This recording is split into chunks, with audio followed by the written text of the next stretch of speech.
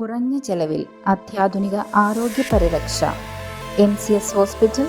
We take care of your health.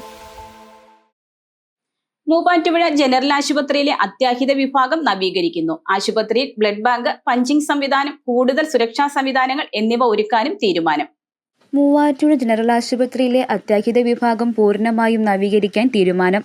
ആശുപത്രിയിൽ blood bank, punching സംവിധാനം, കൂടുതൽ സുരക്ഷാ സംവിധാനങ്ങൾ എന്നിവയാണ് ഒരുക്കാൻ തീരുമാനമായത്.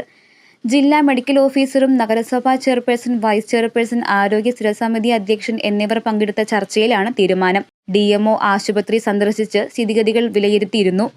അത്യാഹിത വിഭാഗത്തിൽ സൗകര്യങ്ങളുടെ ക്രമീകരണങ്ങളും നവീകരണവും നടത്താനാണ് യോഗത്തിൽ തീരുമാനമായത്. അത്യാധുനിക നഴ്സിംഗ് സ്റ്റേഷൻ ഉൾപ്പെടെയുള്ള സംവിധാനങ്ങളാകും ഇവിടെ ഒരുക്കുക.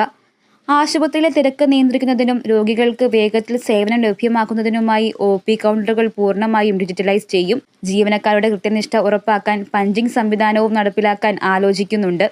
ആശുപത്രിയിൽ പുതിയ ബ്ലഡ് ബാങ്ക് സ്ഥാപിക്കുന്നതിനുള്ള നടപടികളും വേഗത്തിലാക്കും. മഴക്കാല രോഗങ്ങൾ വർദ്ധിച്ചുവരുന്ന സാഹചര്യത്തിൽ ആശുപത്രിയിലെ ജീവനക്കാരുടെ കുറവ് പരിഹരിക്കാൻ നഗരസഭയുടെ നേതൃത്വത്തിൽ താൽക്കാലിക ജീവനക്കാരെ നിയമിക്കും. രാത്രി ആശുപത്രിയിൽ സാമൂഹിക വിരുദ്ധർ താവളമാക്കുന്നതായി രോഗികളിൽ നിന്ന് പരാതി ഉയർന്നിരുന്നു.